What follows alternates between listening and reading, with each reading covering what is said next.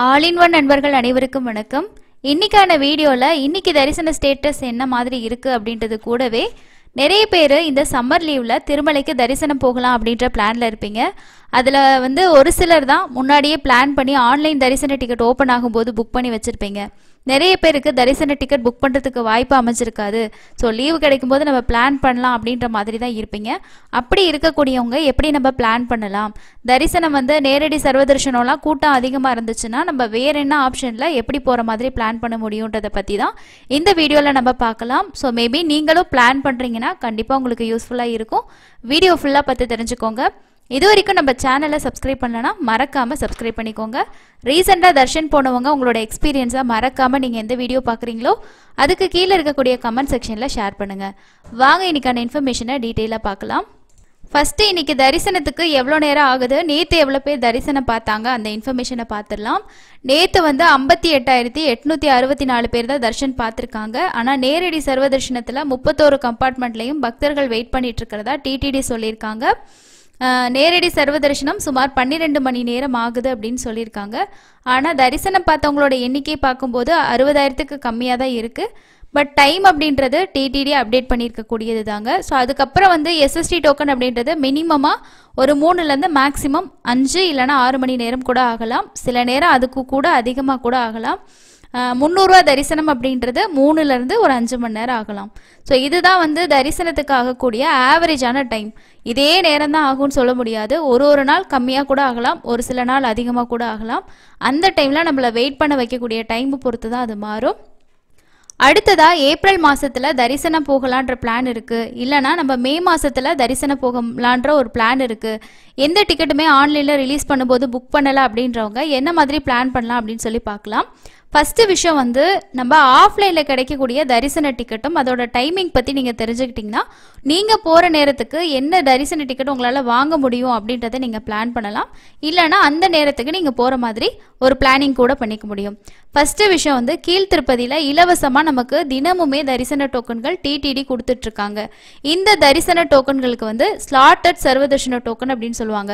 அதாவது அந்த டோக்கனில் ஒரு டைம் உங்களுக்கு மென்ஷன் பண்ணி டோக்கன் கொடுப்பாங்க. முழுக்க இந்த டோக்கன் ஃப்ரீ தான். ஸோ இதுக்கு எதுக்குமே நம்ம காசு கொடுக்கணும் அப்படின்றது கிடையாது. ஃபுல் அண்ட் ஃபுல் ஃப்ரீயாக தான் கொடுக்குறாங்க.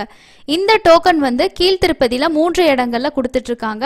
நீங்கள் ட்ரெயினில் போனீங்கன்னா ரயில்வே ஸ்டேஷனுக்கு பக்கத்திலேயே விஷ்ணு நிவாசம் அப்படின்னு சொல்லி இருக்கு. நீங்கள் அங்கே யார்கிட்ட கேட்டாலுமே சொல்லுவாங்க. ஸோ ரெகுலராக போகிறவங்களுக்கு இது தெரியும், புதுசாக போகிறவங்க கேட்டால் கூட சொல்லுவாங்க. ரயில்வே ஸ்டேஷனுக்கு ஆப்போசிட்டில் இருக்குது. இதில் உங்களுக்கு டோக்கன் வாங்கிக்கலாம்.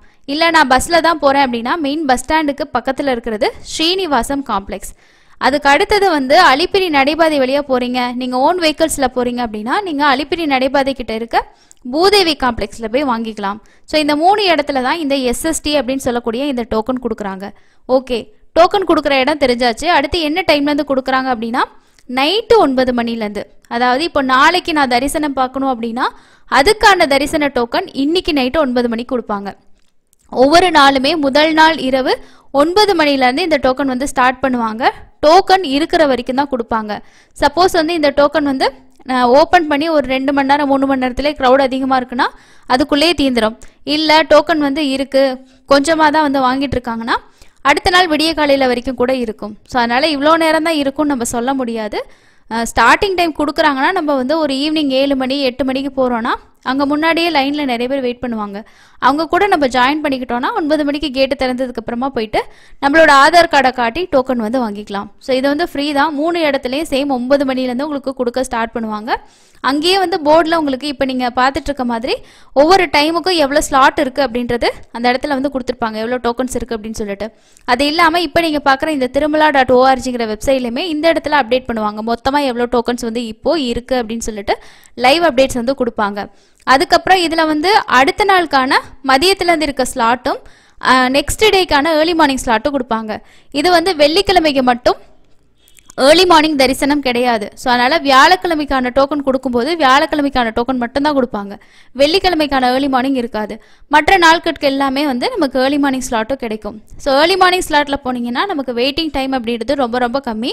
ஒரு 1-2 மணி நேரத்தில் சாமி பார்த்துட்டு வெளியில் வந்துடலாம். மதியானம் டு நைட்டுக்குள்ளே போனீங்க அப்படின்னா நம்ம கண்டிப்பாக ஒரு 3-5 மணி நேரம் ஆகலாம். இதுவே நேரடி சர்வதர்ஷனம் வந்து ஒவ்வொரு நாள் ஒவ்வொரு மாதிரி இருக்கும். சில நாட்களில் கம்பார்ட்மெண்ட்லேயே வெயிட் பண்ணுற மாதிரி இருக்கும். சில நாளில் கம்பார்ட்மெண்ட் ஃபில் ஆகி வெளியே நாராயணகிரி ஷெட்டு, அதுக்கப்புறம் வெளியில் இருக்கக்கூடிய லைனு, ஏடிசி சர்க்கிள், இந்த மாதிரி லைன் வந்து நீண்டுக்கிட்டே போகும். ஸோ லைனில் வெயிட் பண்ணுற டைமே கிட்டத்தட்ட ஒரு 10-15 சுமார் ஒரு 20 மணி நேரம் 24 மணி நேரம்லாம் கூட ஆகலாம். ஸோ இந்த மாதிரி இருக்க சிச்சுவேஷனில் நமக்கு சம்மரில் வந்து க்ரௌட் அதிகமாக இருக்கும். அப்போ இந்த மாதிரி டோக்கன் வாங்கிட்டு போனோன்னா நமக்கு வெயிட்டிங் டைம் அப்படின்றது ரொம்ப கம்மியாக இருக்கும். வயசானவங்க, குழந்தைங்க, ஸோ ஃபேமிலியாக போகிறவங்க இந்த டிக்கெட் ப்ரிஃபர் பண்ணுங்கள். முதல் நாள் நைட்டே அங்கே ரீச் ஆகிற மாதிரி வந்து பார்த்துக்கிட்டிங்கன்னா டோக்கன் கன்ஃபார்மாக கிடைக்கும். ஒரு தடவை இந்த டோக்கன் வாங்கிட்டோன்னா திரும்பியும் யூஸ் பண்ணுறதுக்கு 30 நாள் கழிச்சு தான் வந்து வாங்க முடியும். ஸோ இது ஒரு விஷயம் இருக்குது.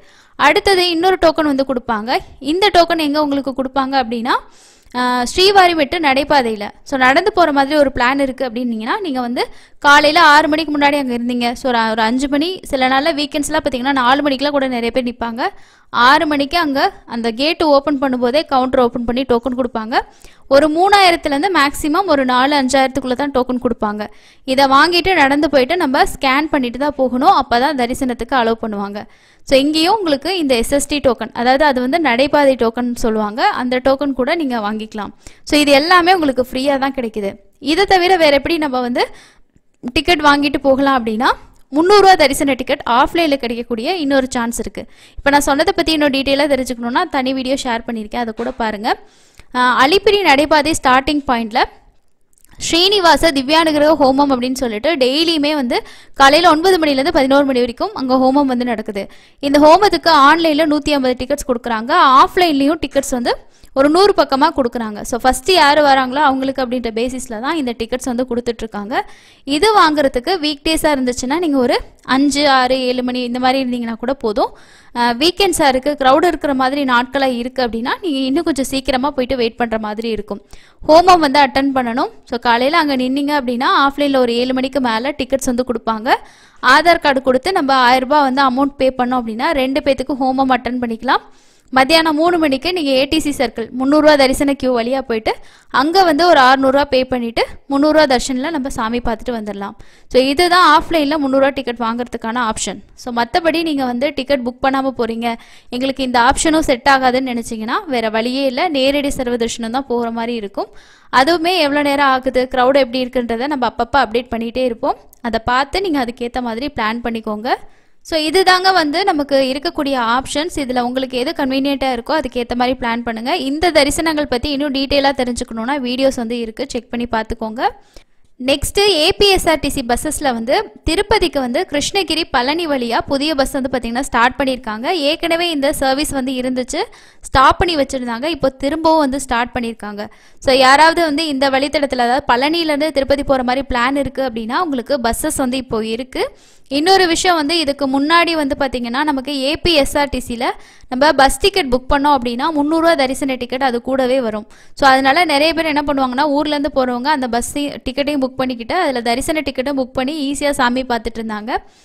நிறைய பேர் பஸ்ஸில் ட்ராவல் பண்ணாமே இந்த டிக்கெட்டுக்காக மட்டுமே புக் பண்ணக்கூடியதையும் நம்ம பார்த்துருக்கோம். நம்மளும் நிறைய வீடியோஸ் வந்து ஷேர் பண்ணியிருக்கோம்.